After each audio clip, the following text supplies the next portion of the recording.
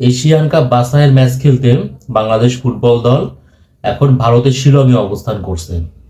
তো সেখানকার আমার অনেক বন্ধু বান্ধব সহকর্মী তারা বাংলাদেশ ফুটবল দলের খেলা কভার করার জন্য শিলংয়ে আসেন এবং বিভিন্ন গণমাধ্যমেও কিছু নিউজ পড়লাম।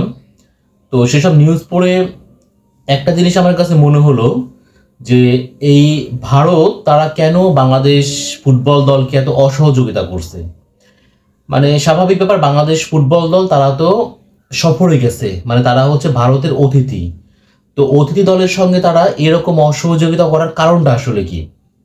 আহ, এই অসহযোগিতার মধ্যে প্রথমত আমি বলবো যে দেখেন, আহ, নির্দিষ্ট মাঠ অর্থাৎ ভেন্যু নিয়ে বড় একটা সমস্যা করছে। মানে যেখানে আমরা দেখলাম যে ভারত দল তারা মূল ভেন্যুতে একটা ম্যাচ পর্যন্ত খেলে ফেলেছে, অথচ বাংলাদেশ দল তারা কোথায় প্র্যাকটিস করবে এইটাই যেন ঠিক করতে পারতেছে না। তো আবার কখনো আমরা দেখলাম যে প্র্যাকটিস করতে গেলে পারে বলতে হচ্ছে যে ভাড়া দিতে হবে, এরকম কথা বলা হচ্ছে।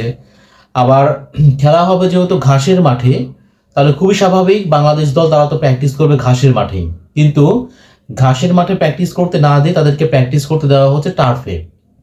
তো দেখেন, টার্ফে প্র্যাকটিস করা কিন্তু খেলোয়াড়দের জন্য একটা অস্বস্তির কারণও, কারণ আপনি যখন টার্ফে প্র্যাকটিস করবেন তখন কিন্তু ইনজুরিতে পড়ার খুব বড় একটা সম্ভাবনা থাকে। বিশেষ করে আমি বলবো আমাদের হামজা চৌধুরী, ইংলিশ প্রিমিয়ার লিগে খেলা খুব বড় মাপের একজন ফুটবলার, তিনি বাংলাদেশ ফুটবল দলে যোগ দিয়েছেন এবং এই ভারতের বিপক্ষে ম্যাচ দিয়েই তার কিন্তু ডেবু হবে বাংলাদেশ দলে। তো হামজার জন্য কিন্তু টার্ফে প্র্যাকটিস করা এটা কিন্তু এরকমটাও তো হতে পারে। দেখা গেল টার্ফে প্র্যাকটিস করলে হয় কি, অনেক সময় খেলোয়াড়দের হিডেন ইনজুরিতে পড়ার সম্ভাবনা থাকে। তো আমার কাছে মনে হলো যে ভারতে যে যে অসহযোগিতাগুলো করতেছে বাংলাদেশ দলের সঙ্গে, এটার পেছনে সবচেয়ে বড় কারণটাই হচ্ছে যে তাদের জন্য কিন্তু এটা এক প্রকার মর্যাদা লড়াই হয়ে দাঁড়াইছে। হামজা চৌধুরী যখন বাংলাদেশ দলে যোগ দিয়েছেন, যোগ দেওয়ার পরে বাংলাদেশ দলটা কিন্তু আরো বেশি শক্তিশালী হয়ে গেছে। হয়তো আমাদের র্যাঙ্কিং 185, বাট র্যাঙ্কিং 185 হলে পারেও আমি কিন্তু দেখেছি যখন হামজা বাংলাদেশ দলে যোগ দিয়েছেন, দলের প্রত্যেকটা খেলোয়াড়ের মধ্যে আত্মবিশ্বাসটা কিন্তু অনেক বেশি বেড়ে গেছে। এবং হামজা তো বাংলাদেশ দলে যোগ দেওয়ার পরে তিনি ঘোষণা দিয়ে দিয়েছেন যে আমরা ভারতের বিপক্ষে ম্যাচ আমরা জিতবো। তো আমার মনে হয় যে হামজাকে হয়তো ভারত ফুটবল দল তথা ভারত ফেডারেশন, ফুটবল ফেডারেশন তারা আসলে ভয় পাচ্ছে। এবং এরকমটাও হতে পারে যে এই যে টার্ফে যে প্র্যাকটিস করতে দেওয়া হচ্ছে, কোনোভাবে আবার তারা আবার চাচ্ছে না তো যে প্র্যাকটিসটা টার্ফে প্র্যাকটিস করে হামজা ইনজুরিতে পড়ুক, এরকম কোনো কিছু তারা চাচ্ছে কিনা, এরকম একটা প্রশ্ন কিন্তু অনেকের মধ্যে দেখা দিয়েছে। এবং দেখা দেওয়াটাও কিন্তু খুবই স্বাভাবিক, কারণ বাংলাদেশ তারা সফরে গেছে, তারা অতিথি দল, তো খুবই স্বাভাবিক ব্যাপার। আয়োজক দেশ, তারা তো সব ধরনের সহযোগিতা করবে যেগুলো নিয়মের মধ্যে পড়ে, যেগুলা এএফসি নিয়মের মধ্যে পড়বে। তো সেগুলা কিন্তু তারা করছে না, কোনো রকম সহযোগিতা তারা কিন্তু করছে না, বরঞ্চ মনে হচ্ছে যে মানে বাংলাদেশ দল তারা বেড়াতে গেছে, তারা খেলতে যায়নি। হ্যাঁ, তারা হচ্ছে বেড়াতে গেছে, এরকম একটা অবস্থা দাঁড়িয়েছে। তো এরকমটা আমার আমার প্রথমত মনে হলো যে হামজাকে তারা ভয় পাচ্ছে এবং তারা হয়তো বা চাচ্ছে যে এই ম্যাচের আগে যদি হামজা কোনোভাবে ইনজুরিতে পড়ে তাহলে কিন্তু বাংলাদেশকে হারানো খুব বেশি ইজি হবে। তো দেখেন হামজা কতটা গুরুত্বপূর্ণ, মানে হামজা হচ্ছে ইংলিশ প্রিমিয়ার লিগের খেলোয়াড়। তো আমাদের জামাল ভুঁইয়া কিন্তু বলেছিলেন ভারত দলে সুনীল ছেত্রী আছেন, অবশ্য সুনীল ছেত্রী তিনি বড় মাপের খেলোয়াড়, কিন্তু আমাদের যে ক্যাপ্টেন, বাংলাদেশের ক্যাপ্টেন জামাল ভুঁইয়া তিনি কিন্তু বলেছেন যে সুনীল ছেত্রী তো আর ইংলিশ প্রিমিয়ার লিগের খেলোয়াড় না, কিন্তু হামজা হচ্ছে ইংলিশ প্রিমিয়ার লিগের খেলোয়াড়। আবার ওই যে বললাম যে হামজা এসে তিনি কিন্তু বলে দিয়েছেন যে আমরা ভারতের বিপক্ষে ম্যাচটা আমরা জিতবো। তো সারা বিশ্বের মানুষ যারা ফুটবল দেখে থাকেন, বাংলাদেশ ভারত ছাড়া সবার কিন্তু এই 25 তারিখে শিলংয়ের ম্যাচটা নিয়ে সবার নজর থাকবে, সবাই কিন্তু হামজার খেলা দেখতে উন্মুখ হয়ে আছেন।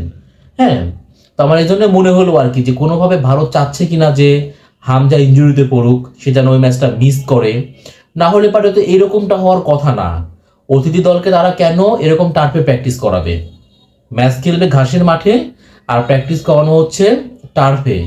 আবার দেখেন যে যখন তারা বাংলাদেশ দল যখন ভারতে পৌঁছালো, টিম হোটেলেও কিন্তু যে পরিমাণ রুম তারা বরাদ্দ দিয়েছিল, মানে বুকিং দিয়েছিল, ওখানে গিয়ে দেখলো যে আসলে এরকম বুকিং নাই। অনেক প্রায় 1.5 থেকে 2 ঘন্টা সময় পরে শেষমেশ তারা আসলে তাদের রুমগুলো বুঝে পেল। এরপর যে প্র্যাকটিসের যে ব্যাপারটা, কোন ভেন্যুতে প্র্যাকটিস করবে, এটা বুঝে উঠতে পারছিল না। আবার বলা হলো যে এই অমুক ভেন্যুতে প্র্যাকটিস করলে পারে ভাড়া দিতে হবে। মানে বিভিন্ন রকম টাল বাহানা করতেছে।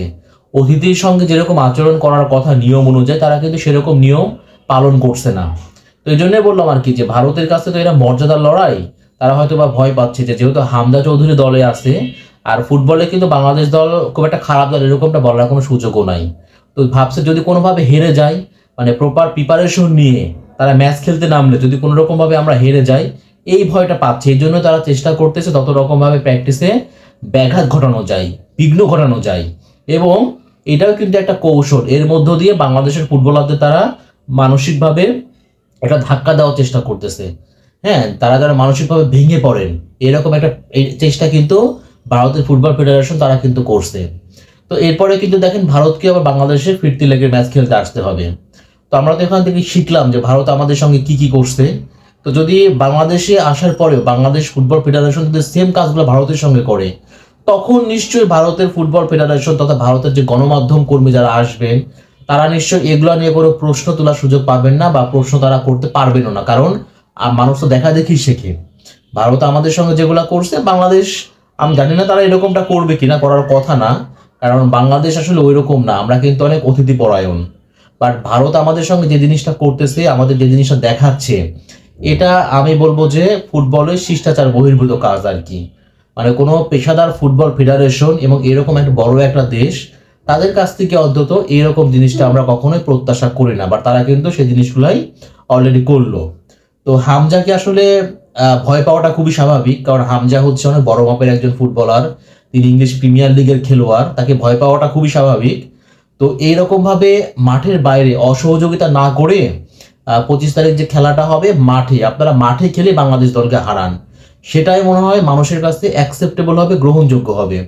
আর ফুটবলটাকে বলা হয় হচ্ছে জেন্টালম্যান গেম।